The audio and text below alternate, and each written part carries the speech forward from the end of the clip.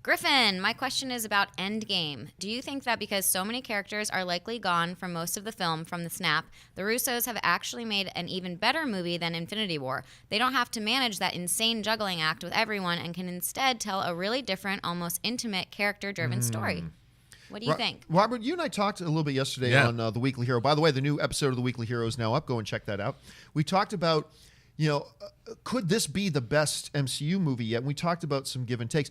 But they bring up a really interesting question here. For at least a significant segment of this movie, we are going to have significantly less characters than what we did in Infinity War. Do you think that plays to the Russos' advantage in them making this movie, or do you think that can be a detriment, or do you really see it as an either or? Well, I think, look, what's been great about the MCU from the beginning is the characters. I mean, remember from the opening moments of Iron Man, you fell in love with Robert Downey Jr. when he's giving the arms demonstration in the Middle East, and his arms are outstretched as the blowback from the the explosion happens. So I think the characters are the core of what makes this movie great. But who's to say the movie opens that way?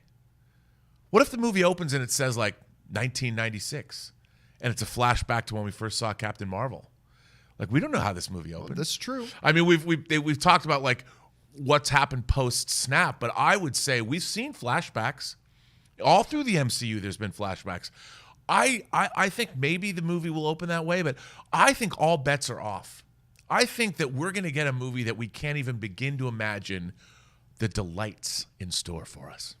Well, but that being said, I think dealing with the we've never seen the aftermath really. We saw a little bit of it in like Batman v Superman when you saw Bruce Wayne's reaction to the Battle of Metropolis, right, which I thought was great. Fantastic. I think we're gonna have superheroes with PTSD unlike we've ever seen before, because that's a new thing, and it gives it's natural and it's perfect for this film. So I think the characterizations are going to be key to how they're all responding. I mean, clearly, Ronan, Hawkeye, who's now Ronan, it looks like, did not have a good reaction. So presumably his family's gone.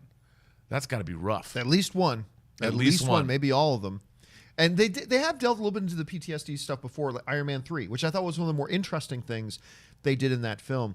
I'll tell you what, you and I have both said for a while that we believe everything we've been seeing in whatever Avengers Endgame material that they've released is probably from the first 20 minutes of the film, right? And I still believe that. I think that is the case. Now, you're right. Who knows? Who knows? But if I had to put $5 on it, I'm going and guessing, the first 20, 25, 30, maybe even the first hour. If this movie does come in close to 3 hours long, maybe even the first hour of this film is going to be greatly reduced. And I'll tell you what, yes, this will make this a better movie. And I'll tell you why it's going to make it a better movie. Because as great as Infinity War was, and I love Infinity War, one of the things I said is, one of the things that wasn't so strong was there was no real character exploration in this other than maybe Thanos. Like with Tony, it was just, here's the Tony you know and love. With Cap, and by the way, there's not as much Tony as you think in that movie when you really sit down and count it out. Here's the Cap you already know and love. And by the way, there's not all that much Cap. They give us a few fleeting moments with Witch and Vision, but really not much. Very, very little. Now, they made the most that they could with what little screen time every single character got. But I'm telling you what, with this story the Russos have now built up to this point, now you remove minimum half the characters out. And we can spend that first hour, maybe hour and a half, maybe 30 minutes, I don't know, just really getting more intimate about what did this do? What did the snap do to people? And now instead of having to spend, we got 20 seconds to spend on Black Panther. Now we got 20 seconds to spend on Doctor Strange. Now we got 20 seconds. No. Now we can see, I want to see Hawkeye. And I want us to be able as an audience to marinate in his pain for a little bit. And I want to be able to see that because we saw a shot of Cap in a support group. Right. I want us to have some time to spend with him in that and to feel that. And I think with the Russo brothers, give themselves that sort of more leeway and time to go character rather than just next thing. I think they're going to make this even better than Infinity War. And I absolutely think the fact that they're going to have so much of this film with half the characters is going to make this a better film, and the Russos are going to crush it. I have a prediction. I have no reason. I have no knowledge of anything. But there's that one shot we talked about Thor, whether he's holding Stormbreaker or not. And by the way, some people kind of point out to me that they think it probably was. Well, he's walking out into what looks like where Thanos is. Infinity War began with Thanos decimating the Asgardians. Yes. What if this movie opens with Thor going to have a conversation with Thanos? He finds where Thanos is. He walks through his house. Thanos is, I don't know, tilling the fields or whatever the hell he's doing. And it's Thor. He's got his armor up as a scarecrow. Yeah, he's got his armor up as a scarecrow, and Thor like walks and goes and finds him, in the fields. Like he's like Picard in All Good Things, tending his vineyard. What if there's that kind of an opening, and Thor's like, "Are you happy?" And Thor sets the stage and goes, "Here's where the universe is right now," and runs it down. It's just chaos and it's sadness. Yeah, it's horrible, and that's how the movie opens. Whew. Just a conversation between the last time we saw these two characters. It began and ended with them kicking each other's asses, Thor, and why wouldn't this movie begin with them having a conversation? Look, and if Chris Hemsworth, first of all, I'm in love with this idea, and if Chris Hemsworth could bring to a scene like that what he brought in that scene between Thor and Rocket, talking about what else do I have to lose, which is, by the way, maybe one of the finest moments in the MCU ever, was that conversation between Thor and what Chris Hemsworth brought to that scene. Maybe the best scene of acting in any of the MCU. Listen to Russo brothers talk about that scene in the director's commentary. It's almost like they're falling over themselves.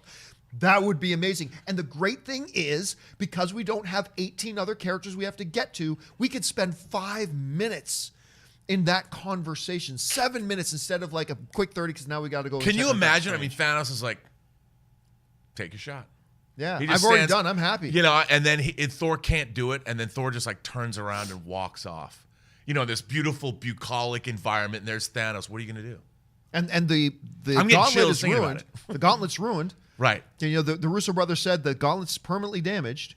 That doesn't mean they can't do something with it, but I mean, maybe Thor went there to get the gauntlet to try to fix everything, and Thanos is like, take it. It's useless now. Right. I mean, I don't know. There's so many great things, but bottom line, because that would end that question. Yes, Thor looks at the gauntlet. Maybe the gauntlet's on the scarecrow. We just haven't seen it. Right. And go ahead, it's right there.